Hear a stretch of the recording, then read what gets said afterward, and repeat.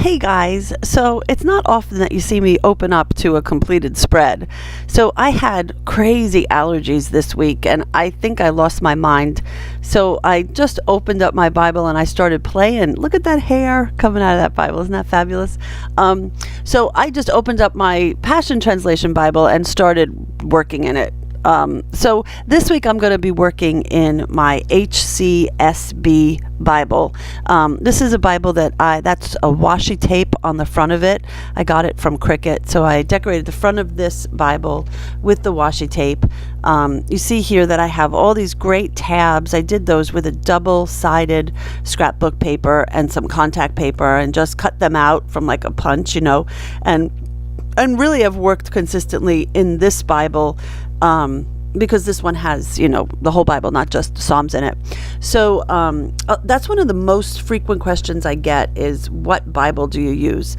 I get Bibles from Goodwill, and I work in older Bibles that have great paper. I had always wanted an HCSB, so that was great. When I came upon this one, I grabbed it for the purposes that I would get to be able to Bible journal in it.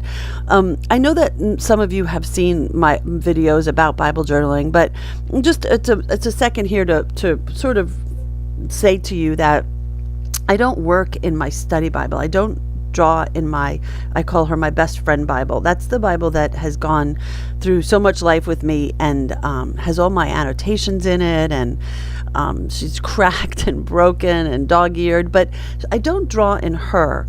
So that is my Bible, my best friend Bible. I do my journaling in the Psalms translation that we're doing. That's got a thicker paper and it's got a different kind of a translation. So let me just stop to say this, that when you're doing leaves work a lot better when you're working in a watercolor paper than on this just a gessoed page. You just kind of take the brush and smush it and then drag it out, and it works really great. You can see here that I'm going very sloppy on my flowers. I'm not trying to get them to look neat, because it's not the idea of it to be like a beautiful. See how I smushed down the brush and then dragged it, smush and drag. On watercolor paper, I promise you that will work like a dream. On this gesso paper, it's like, it's kind of fighting me, but it gets the job done, because it's supposed to be like sort of a nice, easy, folky, I don't even know, whimsical kind of a spread. So, okay, so going back to my Bible, this one I did find at Goodwill, and I've got it all, just prettied up, and it's a delight to work in, and it's a delight to get the different version. I did not have that version. I think I've got so many Bibles. Every time I come home with another Bible, my husband says, "Oh, that's just what we needed, another Bible in the house." So I do have a lot, and I know that there's a lot of people that have a problem with drawing over the Word of God, and I so completely get that. But don't let that stop you from this creative process. Just get a journal, and just do this in a journal and let the Lord speak to you about the scriptures through color, because I promise you it's life-changing. It's just absolutely life-changing.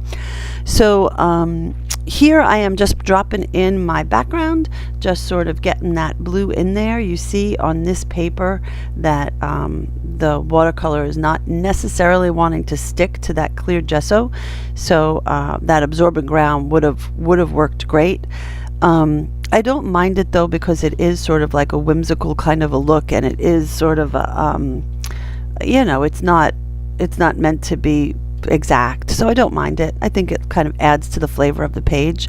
Here I'm just going back in with my watercolors and adding in a little bit of depth with the watercolors themselves. I will come back in with a pencil and with a and with the big crystal pen to really sort of get them to pop. So those purple ones really did sort of just fade away, so I'm going to kind of bring those back out again and let them claim a space on the page. So you see it's already starting to kind of shape up and just be kind of cutesy.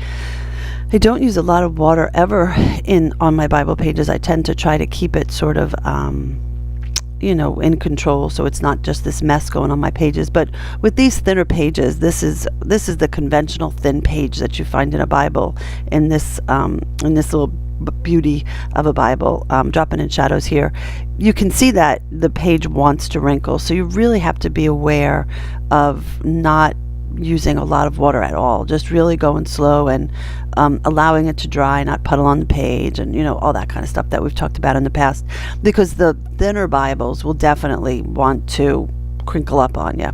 So see, even here, I don't know, I just did it very quick, but just mopping up the extra with a paper towel rather than letting it sit on the page and kind of have its way with the texture of the paper. So here I'm using, I love that Bic Cristal pen. It's a 1.6 milliliter. It's a workhorse. It will draw over absolutely everything. You have to get the Bic Cristal Bold though. I had a question about that, and they were absolutely right. Thank you for that.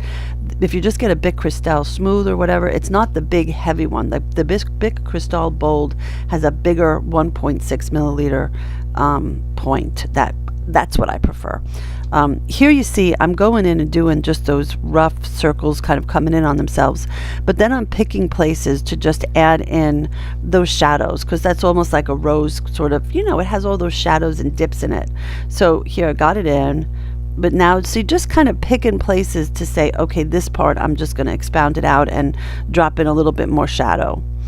So just outlining my leaves, outlining everything.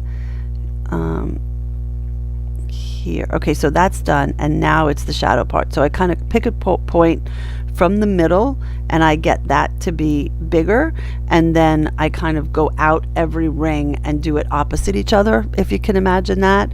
So kind of just happenstance, no rhyme or reason to it. So there's one, then on the other side I did it, then I came around the other side. So you see how it sort of makes sense, but it doesn't read as anything methodical. So other side. So once you just kind of see me doing it, you see there's sort of a pattern to it. So, and then I always put those two little hashtags in there, or equal signs, because that's my thing. So other side, and then around.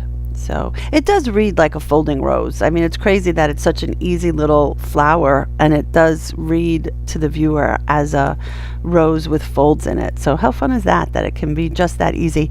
So I chose on this spread, when I was not completely delusional with allergies, to just do roses. On the first spread and on the daily doodle sheets for this week, there's lots of different flowers that you can choose from.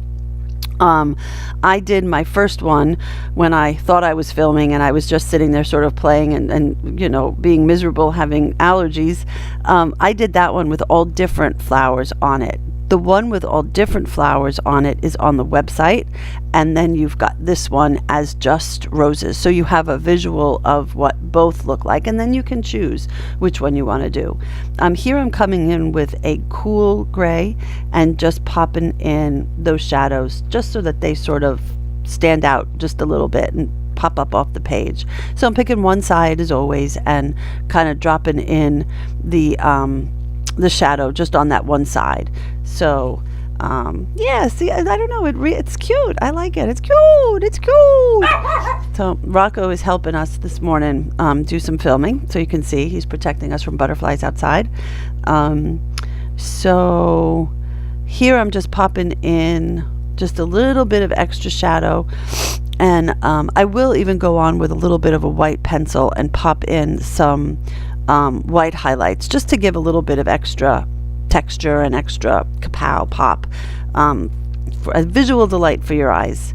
So finishing that up. Oh, I love it. Look how fun it is. So again, with the color, I'm doing the same as I did the shadows. I'm just popping it in opposite everywhere. So so my words are gonna be on my downstroke. It's always a little bit darker.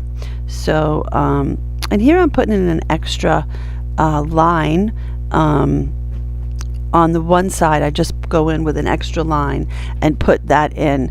On top of that, see, there's the white pencil.